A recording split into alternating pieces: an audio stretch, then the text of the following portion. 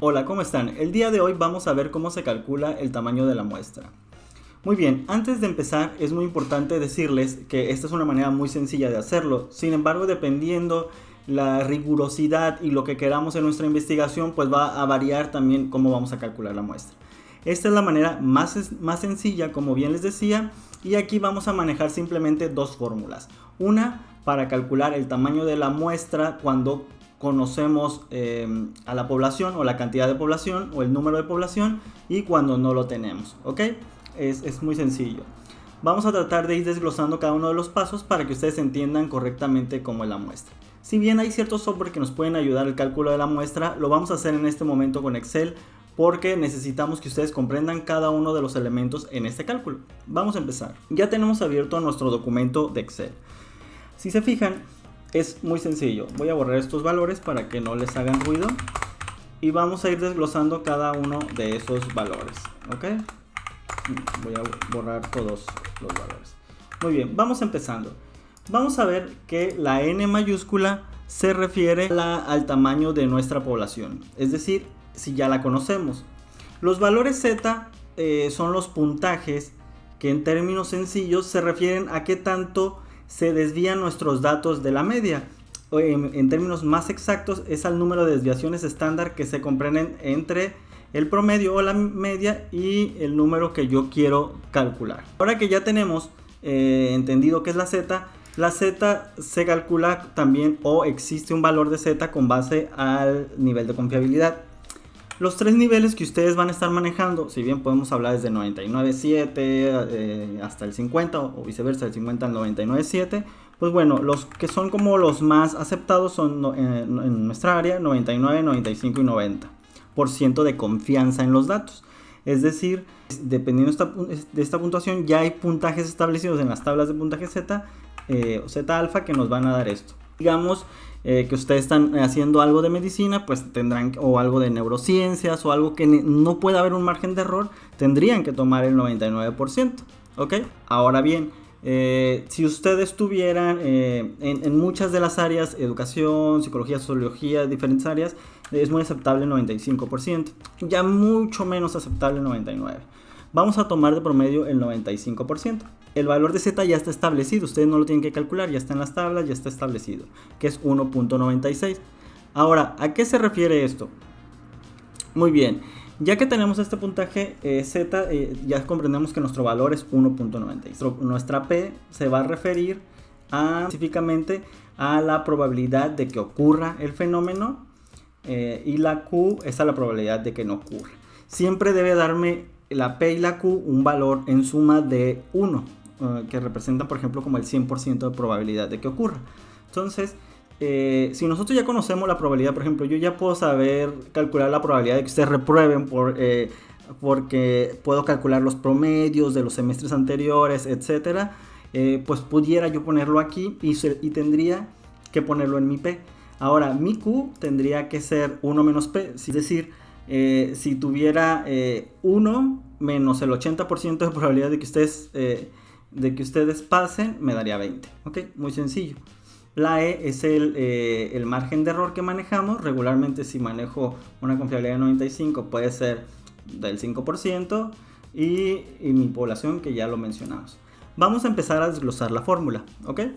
La fórmula la vamos a desglosar muy sencillamente. Nos habla de que se multiplica en el denominador, en el numerador, la N, que es la población, por el valor de Z al cuadrado, o Z por Z, por el valor P, por el valor Q, entre el margen de error al cuadrado, por la población menos 1, más el valor de Z por P por Q. En este caso, cuando la población es finita o se conoce cuál es mi número de población. Si no lo conozco, tendría que aplicar esta otra fórmula, que es Z al cuadrado por P por Q entre el margen de error al cuadrado. No se preocupen, sé que se escucha un poco ya como tenebroso la fórmula, pero es muy muy sencilla y lo vamos a hacer en Excel para que entiendan cada uno de los pasos. Tenemos entonces aquí que N, vamos a tratar de estudiar algo. Vamos a ver si están motivados o lo que ustedes quieran con los alumnos de psicología y de nuestra facultad de UABC. En este caso ustedes ya conocen el número. ¿Cómo conocen el número? Simple, se meten a la página de UABC, se meten a la página de UABC y aquí vamos a encontrar ya lo que son los indicadores institucionales y el sistema institucional de indicadores. Aquí está, acá, perdón. Busco psicología.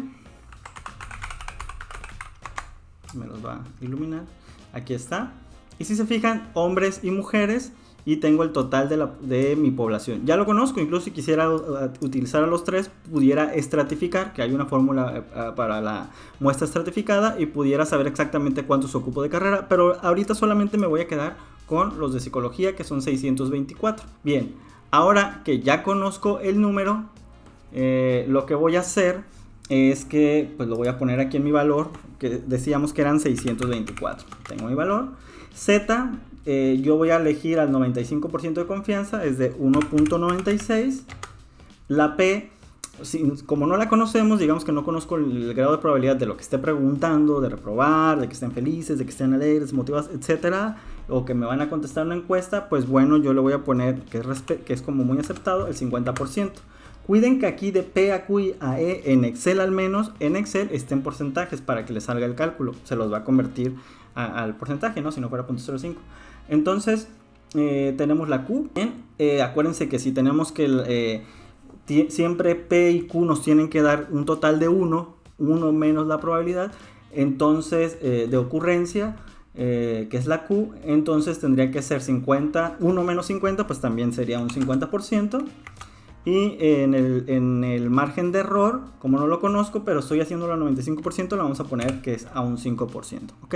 Entonces, pudiera ser 3%, dependiendo mi margen también de confianza.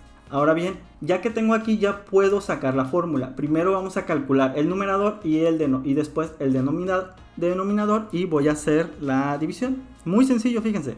Voy a multiplicar, en Excel acuérdense, empezamos con igual a.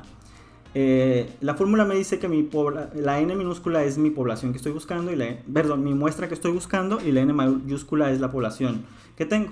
Aquí ya sé cuál es la población.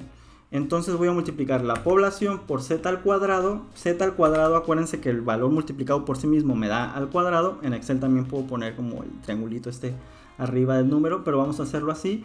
Z por z me va a dar mi z al cuadrado, y esto lo tengo que multiplicar por mi porcentaje de P y por mi Q, ¿ok? Y aquí yo ya tengo lo que es mi numerador, ¿ok? Entonces voy calculando esta parte. Ahora voy a calcular mi denominador, y entonces esto es igual. Vamos a calcular igual. Me está diciendo que debo de multiplicar al cuadrado mi margen de error. Entonces multiplico mi margen de error por mi margen de error, entre paréntesis, acuérdense, para que me multiplique eso. Y luego esto me lo multiplique por mi población menos 1 más z al cuadrado, paréntesis, voy a volver a multiplicar z por z. Y esto me lo está pidiendo que lo multiplique por P y luego multiplique por Q, ¿ok? Y aquí ya me está dando mi denominador. Muy sencillo, ¿verdad? Parecía mucho más complejo. No, cuando vean estas fórmulas nada más es entender que aquí equivale cada uno de los símbolos y cómo colocarlos. Ahora bien, obviamente mi muestra será mi numerador entre mi denominador, que es muy sencillo.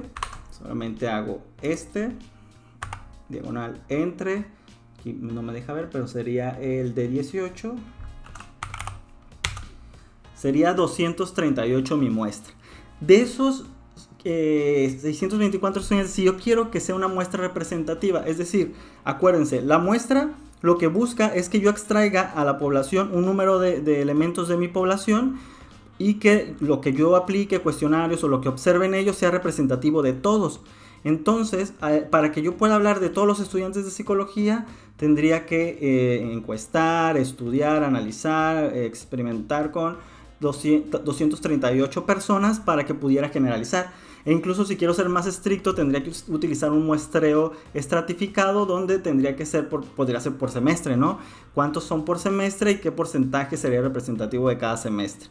Ese sería una muestra estratificada, pero eso lo verán en metodología. Ahora bien, ya tengo este número. Y esa es una manera muy sencilla de calcular nuestra muestra. Les decía yo que hay otras más complejas. Por ejemplo, ya si yo quiero calcular si conozco o quiero considerar el tamaño del efecto, es decir, yo quiero tener mucho más control sobre el efecto que va a tener el estudio o la investigación, pudiera considerar mi potencia estadística y mi tamaño del efecto para calcular la muestra. Eso lo verán más adelante cuando utilicen incluso un software que se llama GPower, como este que está aquí. Ahí pudieran calcular, pero ahí tienen que tener más noción de qué tipo de análisis estadístico van a tener, si es de una o de dos vías o colas, y si están considerando precisamente el poder estadístico. Pero eso es un poquito más complejo porque tienen que estudiar un poco más el poder estadístico y por ejemplo la D de Cohen, etc. Otra parte importante del tamaño de la muestra será, yo les recomiendo mucho que revisen estudios de algo que ustedes están haciendo si quieren analizar la motivación de los alumnos y su relación con el que sea en línea o presencial. Pues vean estudios que lo hayan hecho y reporten qué cantidad de muestra tienen, y eso también les ayuda mucho a que sea fuerte la cantidad de personas. Ustedes digan, los estudios han manejado esta cantidad de muestra. Eso también es muy importante. En resumen, yo les diría que utilizaran una fórmula más esto que digo, ¿no? Y para finalizar vamos a hacer lo que es el cálculo precisamente de nuestra muestra si no conociéramos a la población o a la cantidad de población. Y esto lo hacemos de una manera muy sencilla. Aquí están los números. Aquí van a ser números muy pequeños. Voy a aumentar. Ok. Entonces podríamos hacer, que sería esta fórmula que vamos a utilizar. Sería, ya sabemos que es z al cuadrado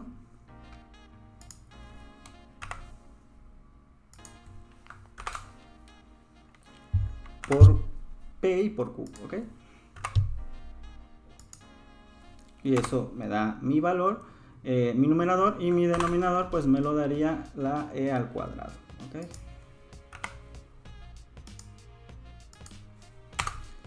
Y ahora lo único que tendría que hacer es hacer mi división, que es F. Y aquí me da el tamaño de la muestra, 384 personas. Si no conociera la población, que es casi la mitad, ¿se fijan?